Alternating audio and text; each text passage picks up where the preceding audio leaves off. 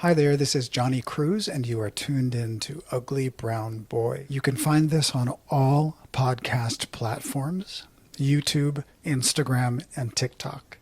Thank you for listening, and thank you for watching.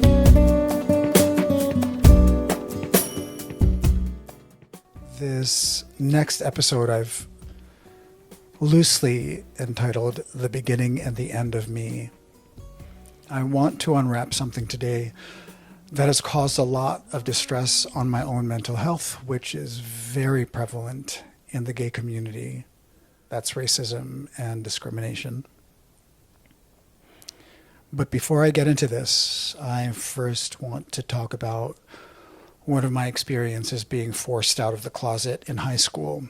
This is sort of a prequel to my coming out story, and it's an important part, an important story to tell. I was excited to be a part of a caring and loving group of people in high school who have beautiful voices and beautiful hearts and spirits. They were the closest people to me, and to this day, they mean the world to me, because without them, I wouldn't have survived high school. So they are also part of my coming out story. They introduced me to myself, and I thank them for that introduction. Because coming out of the closet, I was afraid, and they took my hand and embraced me and told me it would be okay. There was so much discovery and so much potential and so much to look forward to. I began to experiment. I began to develop crushes on boys for the first time, much to the dismay of my family. Legitimate crushes, outside of not knowing what it was that I was feeling. I had no idea for a long time until I met this group of people, and that discovery was one of the most wonderful discoveries of my life. You see, I had these feelings since I was a little boy, from seeing attractive men on television and movies, at Disneyland, to the beaches and malls, to underwear and t-shirt packaging. It was everywhere, and I didn't know what was going on. And meeting my friends, meeting my best friends in high school, led me to the discovery of what I was. This was my awakening, and I had my best friends to thank for this beautiful world they introduced me to. It first started with calling ourselves pink or blue. And if you guys are watching, do you remember this? I think it was my friend Maura who started this, or maybe it was Hallie. And you were either pink or blue. Pink stood for queer, LGBTQ, and blue was straight. And it was such a simple introduction using those two colors, and easy for me to digest and process. And it was just wild how something simple opened up the universe for me. So when I came out and we discovered pink and blue, there was a lot of talk of who in our group was pink and who was blue. And the two crushes that I remember in high school that were reciprocated, I won't mention any names, but one was a senior when I was a freshman. And I think he was the first. And that was really exciting and beautiful and wonderful. And then there was somebody in my grade who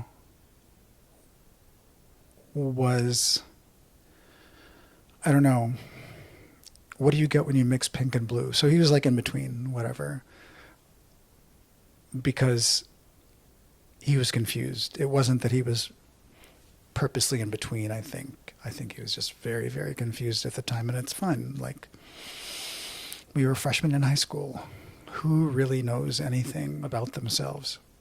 But I guess when I discovered that he was also pink, it was kind of exciting because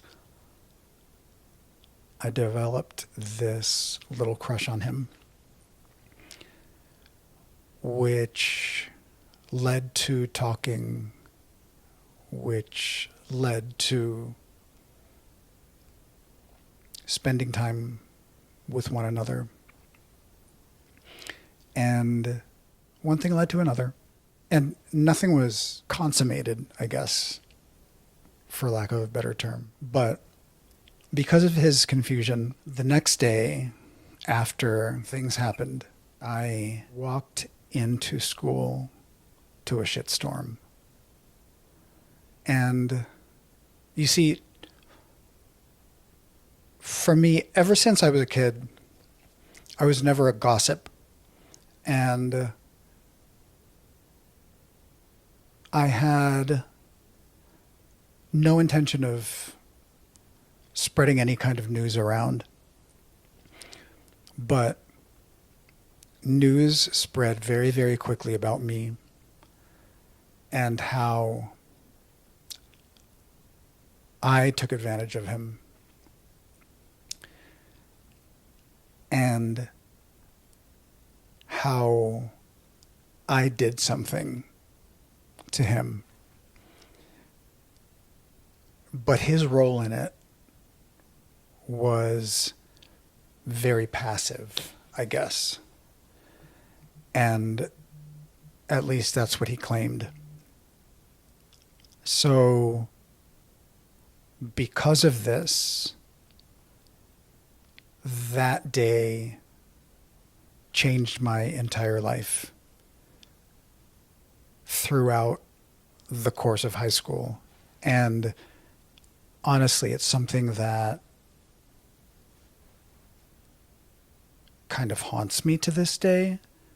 Not in a bad way anymore, but at the time it was really life-changing and not for the best. Because that's when the taunts started, and there was no way for me to get away from the rumor that I was this little gay boy that walked around taking advantage of other boys. And although I had my friends to lean on,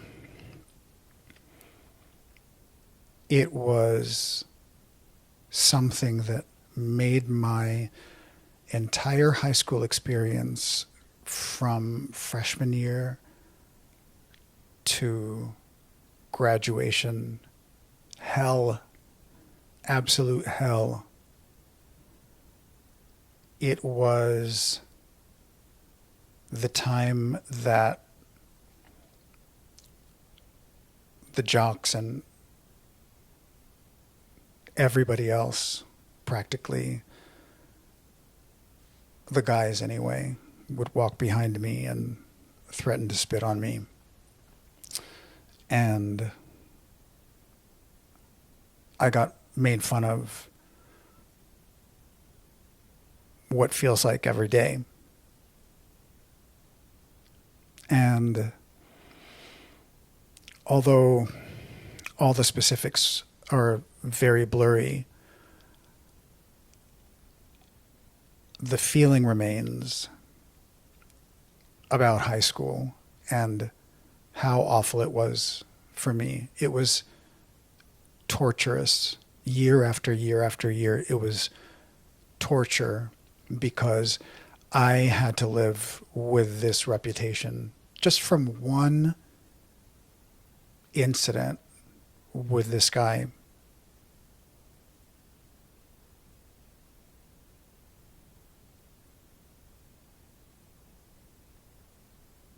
I would go home every day, and not only did I have to deal with an abusive father, not only did I have to deal with the insecurities that were created at home about what a piece of shit I was and what a loser and a bum I was and how useless I was. I also had to contend with going back to school every day and facing the taunts and the ridicule about being this little faggot boy, while the other guy got to roam around, finish high school, free of any kind of torture that I had to live out every single day. I have no resentment towards this guy anymore. And I actually had dinner with him a year ago because he moved back to Orlando. He lived here for a long time and worked for Disney. But I think what I saw and the confused human being that sat with me, I realized how incredibly tortured he was and still is as well. And I guess I can say I'm thankful for the strength I had, but God damn it, it's just like wondering what it would be like to be raised by parents that supported everything that I did. I just wonder what 4 years of high school without all the torture would have been like. But that is not unusual for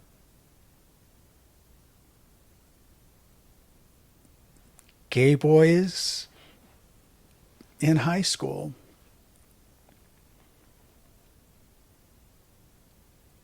It is not unusual, my story. But then we fast forward, right, to when I was a gay kid growing up in New York City, and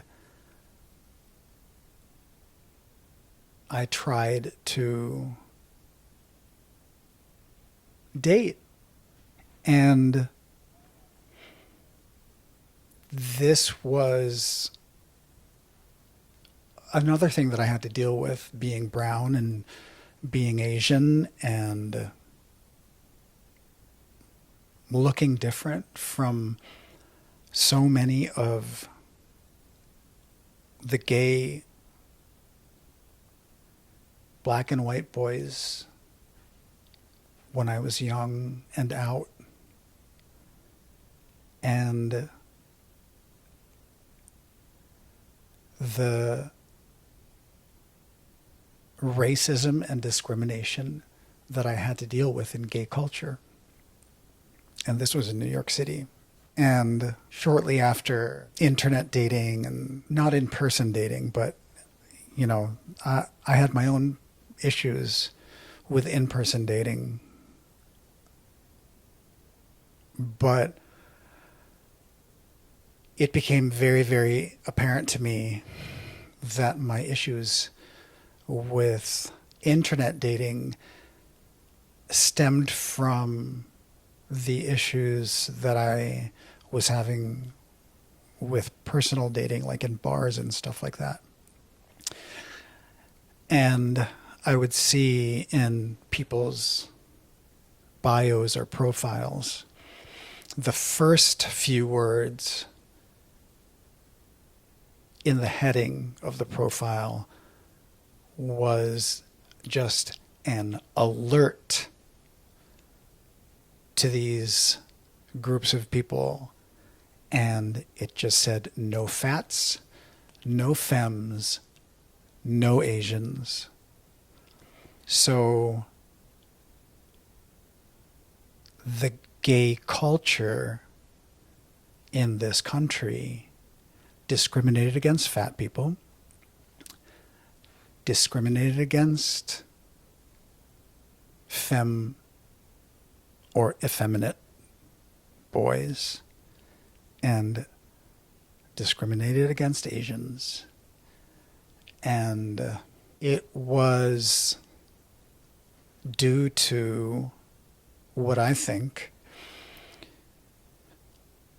was a stereotype that was created by some asshole non-Asian criticizing the penis size of Asian guys. I mean, that's what I think. There are other reasons too that the stereotype was that we were submissive and we were not outspoken and we were quiet and also slightly feminine. So there wasn't really a place for us in gay culture for a really long time. This is my opinion. This is what I feel. And that led us, or me, to becoming fetishized. So guys who liked us because we were a fetish. Like they just loved Asian boys. No matter what you looked like. Every single Asian boy, big, small, fat, skinny, you name it, they loved you. And I didn't like that at all. Not to be a fetish anyway. So the gay community, I guess, until this day, I don't know firsthand because I'm married and I'm not dating anymore. But from the things that I still see and read, it's still the same thing. And you are judged by a stereotype that was created to make Asian guys less than. And here we are. It's like gay guys are the representation of how Christians or Christian nationalists see the LGBTQ community. They are only concerned about genitalia or who you sleep with, or what you do in bed. They are hyper-focused on your penis size the same way Christian nationalists are only focused on the way two women or two men are having sex. And neither one of those things is anyone's business.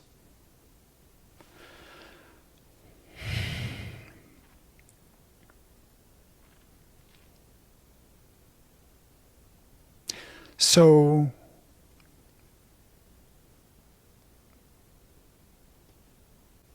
it's like your skin color, right? You were born with this thing between your legs, and it is the size that it is.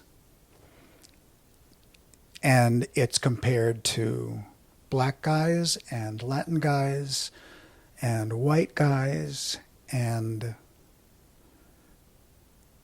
it's just brutally compared to everybody. And it's just like your skin color, right? You can't help and you can't control what skin color you're born with. And what God gives you as far as size has nothing to do with your choice. And yet, here are these people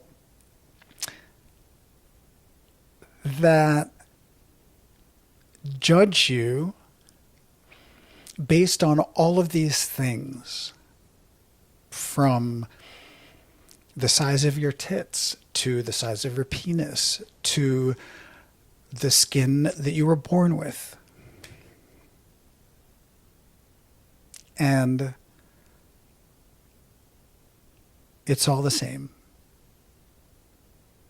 Being born with a certain type of genitalia is the same as being born with whatever skin color you have. You get to reap the benefits of being well endowed and being white and all of those things, that they call privilege, is basically what nature has bestowed upon you. And it has nothing to do with you and what you did for it. So my question is, as a kid, how do you find value in yourself based on these things? And how can value be taken away from you because you are not these things? So my point is this: it's sheer luck. It's sheer luck that you're born white. It's sheer luck that you are well endowed.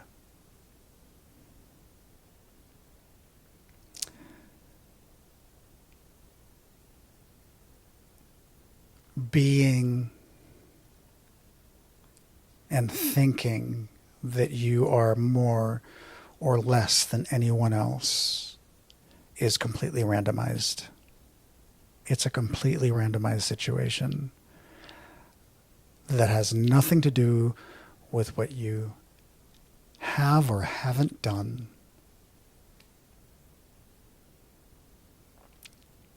And then you get older, and people look at you and think that they are better than you when you are gifted those things. These days, the color of my skin is one of the most important things to me. The darkness, my brownness, and sometimes even blackness, depending on my exposure to the sun, is of immense value to me. And what I possess that is nobody else's business has landed me an incredibly beautiful, beautiful husband. So I win. But it's not a competition. I just win for myself. And that's what has always concerned me, right? It's just me. It's like meeting friends with money. I have no concern about that. Especially because I'm perfectly content with the beautiful home that I've created. I've said this before. And I'm content with where I am in my life and the incredible things that I'm creating now. And other people's wealth has nothing to do with my own success. But I guess I told you this story because it is the part of growing up as a kid and even as an adult and seeing the cruelty of people and how poorly they treat you based on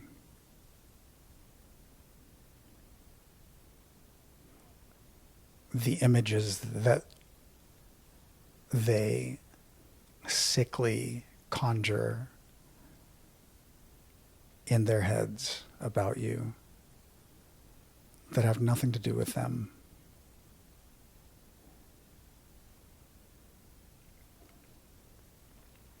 See, for me, there's this thing called kindness, right? That really excludes me from the right, from the justification to judge anybody. And back to what I said earlier, it is your empathy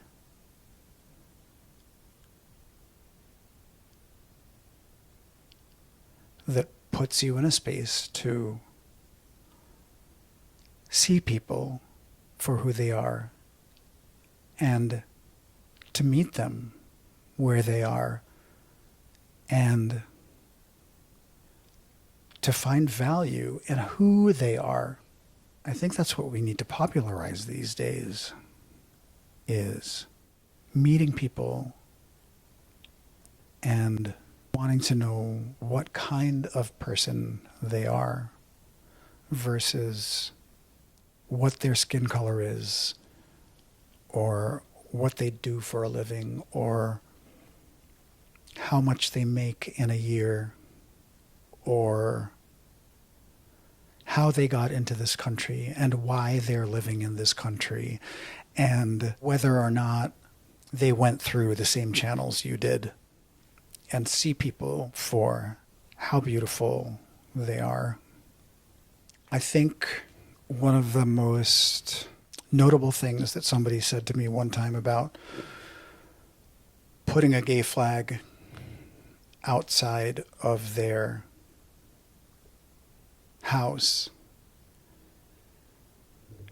is not so that everybody can know that you're gay and you're putting it in everybody's face. It's so that the couple down the street knows that you are safe. It's so that the kid growing up queer knows that you are safe. That there is somebody who lives next door or down the street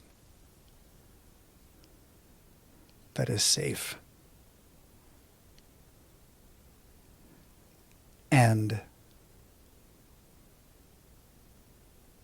for me, that's so fucking important. That people know that we are safe. We love you, and you're safe with us. I guess it's what I wanted for myself when I was growing up. And my ability to provide that for other people around me, whether I know them or whether they're strangers, I want them to know they're safe, and I want to be able to give people what I feel I didn't have enough of. Thank you for listening. Thank you for watching. And I will see you next Tuesday.